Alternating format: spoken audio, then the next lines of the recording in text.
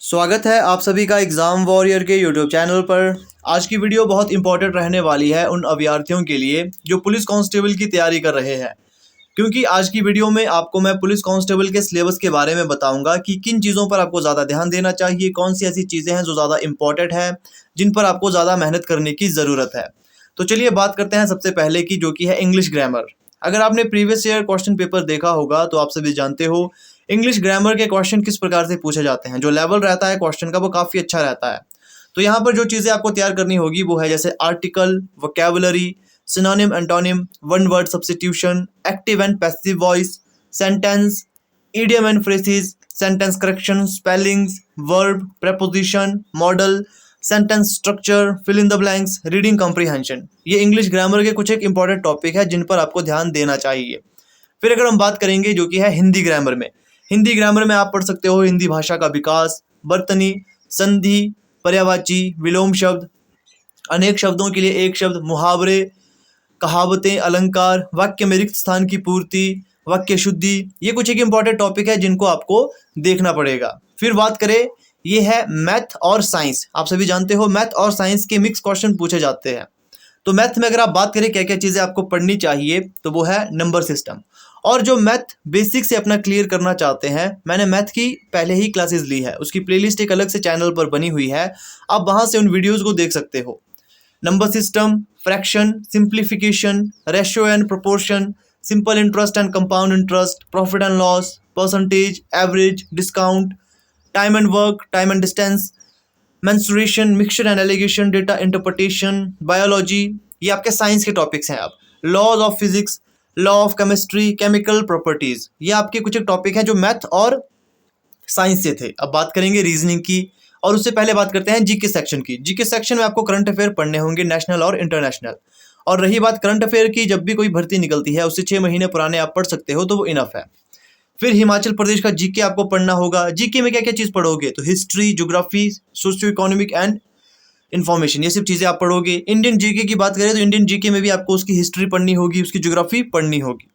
फिर अगर बात करते हैं नेक्स्ट, जो कि है abbreviation, budgets, important days, award, sports, books and science in news, ये सब चीज़ें आपको जीके सेक्शन में तैयार करनी होगी।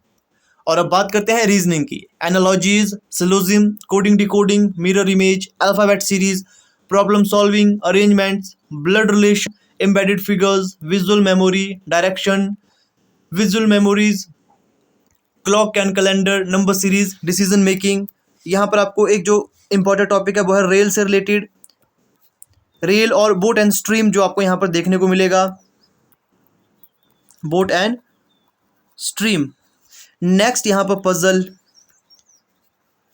जो कि आप यहाँ पर देख सकते हो सबसे ज़्यादा पूछा जाता है। पजल की बात करें, इस बार जो पजल पूछा गया था वो फ्लोर बेस्ड था। पजल की अगर बात करते हैं, ये 5 से 6 टाइप के होते हैं। कौन कौन से होते हैं? सबसे पहला होता है सिंगल लाइन, फिर आता है डबल लाइन पजल, फिर आता है सर्कल, फिर स्क्वायर, फिर रेक्टेंगल, और एंड में आता है फ्लोर बेस्ड सिटिंग अरेंजमेंट। तो ये कुछ एक टाइप होते हैं पजल के। और पजल का आपने देखा होगा 5 मार्क्स का क्वेश्चन होता है, और इस बार तो यहाँ पर 2 क्वेश्चन पूछे गए थे पजल के। टोटल 8 मार्क्स के क्वेश्चन पूछे गए थे रीजनिंग में। मतलब आप समझ सकते हो जितने भी मैंने आपको टॉपिक बताए उसमें सबसे इंपॉर्टेंट रहता है पजल, क्योंकि 16 नंबर की तो रीजनिंग पड़ती है और 16 नंबर में 8 का सिर्फ पजल ही पूछा गया था। तो कितना इंपॉर्टेंट टॉपिक ये था। और जो कि मैंने पिछली बार बताया भी था कि फ्लोर बेस्ड सिटिंग अरेंजमेंट को तैयार कर लो, इस बार फ्लोर बेस्ड से क्वेश्चन आएंगे, और हुआ भी वैसा ही था। तो इस बार भी देखा जाएगा कि क्या ज़्यादा इंपॉर्टेंट है, वो भी आपको बता दिया जाएगा।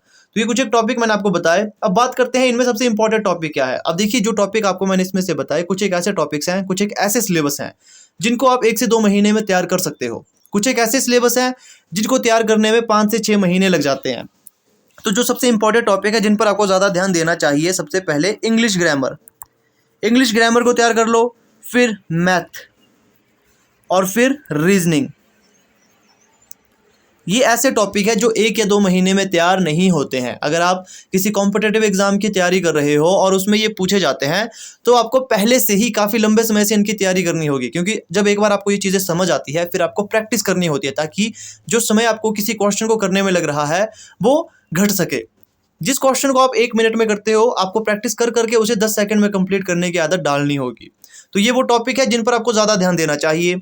और जो सिलेबस है वो मैंने आपको 100% कंप्लीट नहीं बताया, क्योंकि ऐसे चांसेस है कि इस बार कुछ एक नई चीज़ें ऐड ऑन हो सकती है सिलेबस में। लेकिन जो टॉपिक मैंने आपको बताए वो ऐसे टॉपिक है जहाँ से क्वेश्चन हर बार आपको देखने को ही मिलेगा।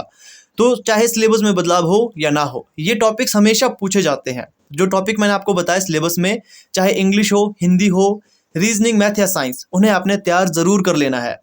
और पहले ही बताने का फ़ायदा ये रहता है, अभी देखिए आपकी भर्ती आने में समय है, क्योंकि 4 महीने ट्रेनिंग को शेष है जो पुराना बैच है। तो मानकर चले अगस्त के बाद ही आपकी भर्ती आएगी। लेकिन जल्दी आने का जो फ़ायदा रहता है, कुछ एक ऐसे टॉपिक जैसे कि मैंने आपको बताया जो ज़्यादा समय लेते हैं, इनकी तैयारी आप बेहतर तरीके से कर सकते हो। जिसका रीजनिंग में तैयारी थोड़ी कम है, आप अपनी रीजनिंग को इम्प्रूव कर सकते हो। आपके पास जो समय है उसका आप यूटिलाइज करें। तो ये कुछ एक टॉपिक थे जो मैंने आपको बताए। बाकी जब ऑफिशियली अपडेट आएगा, जब ऑफिशियली सिलेबस के बारे में बताया जाएगा कि क्या कुछ एक नई चीज़ें ऐड ऑन हुई है, वो भी आपको बता देंगे। तो चैनल से आपने जुड़े रहना है। मिलते हैं आपसे किसी नई वीडियो में नए अपडेट के साथ।